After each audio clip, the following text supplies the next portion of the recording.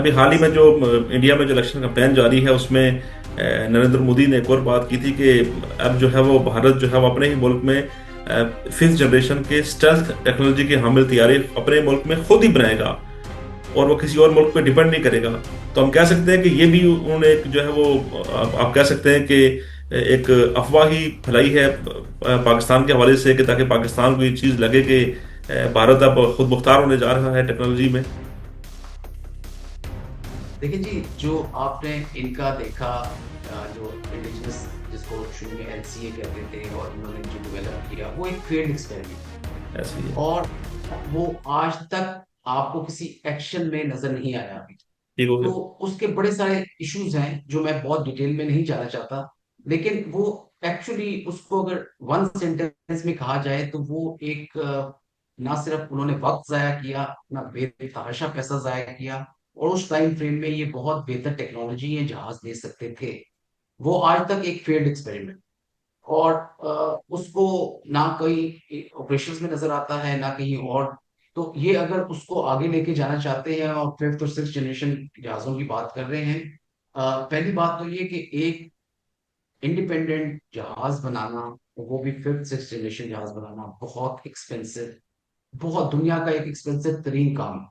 ठीक हो गया। और वो कभी अकेले नहीं बनाया जा सकता। अगर ये रशिया के बिल्कुल ठीक है। इश्तराक से या अमेरिका के इश्तराक से या किसी और पार्टनर के इश्तराक से बनाते हैं, तो उसको भी कम से कम 10 से 15 साल मिनिमम लगेंगे। ठीक और है। वो किस तरह से प्रोग्रेस करती है चीज, वो हमें सामने हमें नजर भी आएगी और हमें पता भी लगता रहेगा कि कैसे।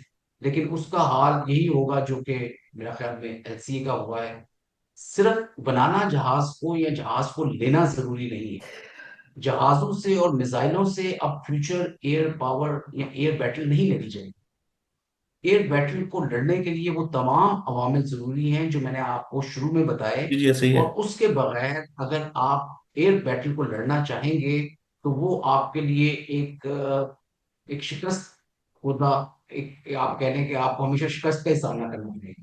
ठीक हो इन गया। तमाम अवामिल का इकट्ठे होना, और आपका जो एक माइंडसेट है कमांडर तो का, ठीक है। उसको चेंज होना और ट्रेनिंग के कल्चर को चेंज होना, वो बहुत जरूरी है। ये मैं आपसे इस वजह से बातें कर रहा हूँ क्योंकि पाकिस्तान फिजाइया का जो एक कल्चर बना हुआ था, एयर कॉम्बैट, और जिस तरह से ये पायलट्स की ट्रेनिंग होती है और जिस लेवल की ट्रेनिंग होती है, और जो हमारे स्टैंडर्ड्स हैं, जो असगर खान साहब और नूर खान साहब के जमाने से अल्हम्दुलिल्लाह वो बुनियादें जो हमारी थी वो इतनी स्ट्रांग थी कि ठीक उस हो पे गया। कभी किसी ने भी, किसी लीडरशिप ने कॉम्प्रोमाइज नहीं किया, बल्कि उसको दो स्टेप्स आगे लेकर के इंस्टीट्यूशंस बनाए।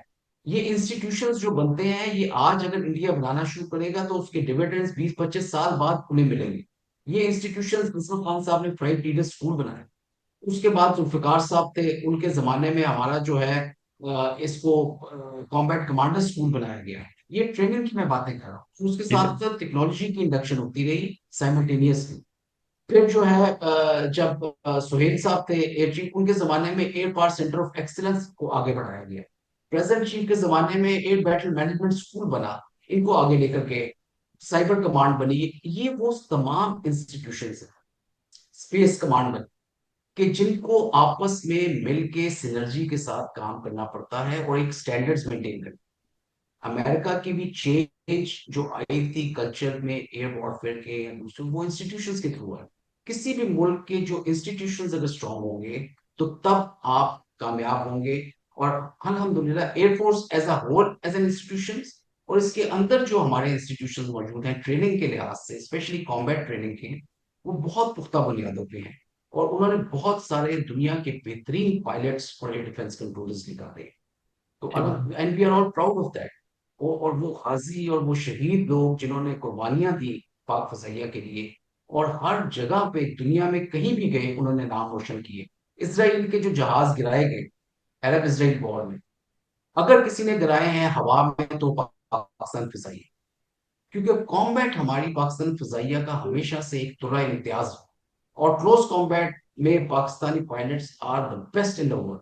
ठीक। और अब ऑफ कोर्स बीवीआर का जमाना है, लेकिन वो भी कॉम्बैट समझी जाती है। उसके लिए भी आपको नो हाउ होना, डिसीजन मेकिंग करना, ये बहुत इंपॉर्टेंट चीजें हैं।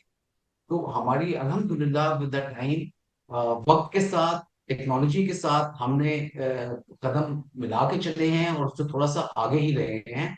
और एक बहुत जो कल्चर है हमारा बहुत मजबूत रहा है। मेरी मुझे बड़ी खुशी है कि मतलब इस दफा फिजाइया को बहुत प्रोजेक्ट किया गया और मीडिया ने बहुत मेच्योरिटी के साथ और बहुत कुछ आगे लेकर आए। लेकिन अगर मैं आपको दास्तानें सुनानी शुरू करूं या कहानियां शुरू करूं कि कहाँ कहाँ फिजाइया ने नेशनल सिक्योरिटी के लिहाज से इस मुल्क को एक डेटरेंस वाला जो ठीक हो गया। एक एलिमेंट दिया है फिजाइया की सूरत में, different stages of conflict war contingencies जो पिछले 2-3 बल्कि 65 वॉर ऑनवर्ड जो हुई, तो आप देखेंगे कि हर जगह पे फिजाइया का एक बहुत इंपॉर्टेंट रोल रहा। उसको अफगान वॉर को लोग अगर चार्ली विल्सन वॉर कहते हैं वो बिल्कुल गलत है। पाक फिजाइया ने अफगान रशियन के कुछ 12 से 13 जहाज उसमें गिराए थे और डे एंड नाइट हम लोग अलर्ट पे रहते थे, और उस वॉर के बिल्कुल जीतने ठीक है। में पाकिस्तान फिजाइया का बहुत बड़ा हाथ। तो सर अगर इसी इसको तरह इसको जब अगर हम न्यूक्लियर इसको अगर एक्सपेरिमेंट। मुख्तसरन कंक्लूड करें तो इसका एंड रिजल्ट यही है कि अगर अगर भारत अगर अपनी फजैया को पाकिस्तान की फजैया के अगर हम पल्ला करना चाहता है तो उसको मजीद 20 से 25 साल दरकार होंगे, और उसके बाद जाके वो पाकिस्तान का जो है वो मुकाबला करने की पोजीशन में होगा। जी 20 से 25 साल दरकार होंगे। एक चीज सिर्फ उनकी जो स्ट्रेंथ में अगर आती है तो उनकी इकोनॉमी है। ठीक हो गया। लेकिन 20 से 25 साल तब दरकार होंगे अगर आज वो उस तरीके से ट्रेनिंग शुरू करें, आज ठीक वो हो गया। उस तरीके से इंडक्शन शुरू करें, आज वो उस तरीके से अपना एक कल्चर चेंज करें। बिल्कुल ठीक। देखिए हमारा जो कल्चर था, जिस तरह मैंने आपको बताया कि हमें अच्छा एक कल्चर मिला वेस्ट की तरफ से भी, लेकिन उसके साथ जो अंदर इंग्रेडिएंट्स थे वो विल्ड फाइट था। जो हमारे अपने कमांडर्स ने, हमारी फिजाइया की जो लीडरशिप रही शुरू से, उसने डाला। और उसके अंदर जो जिहाद जब ये सब चीजें मुकम्मल हो जाती हैं तो इकबाल का शाहीन और इकबाल का उकाब बनते हैं, जिसमें वो कहते हैं कि उकाबी रूह जब बेदार होती है जवानों में, नजर आती है उनको अपनी मंजिल आसमानों में। आसमानों में। नहीं तेरा नशे मन कसरत सुल्तानी के गुंबद पर, तो शाही है बसेरा का पहाड़ों की चढ़ाई। तो ये चीजें एक मतलब टाइम लेती है। सर और इसी लीडरशिप का इसमें बहुत इंपॉर्टेंट रोल है, रोल इसमें होता कोई है। शक नहीं। बिल्कुल ठीक है।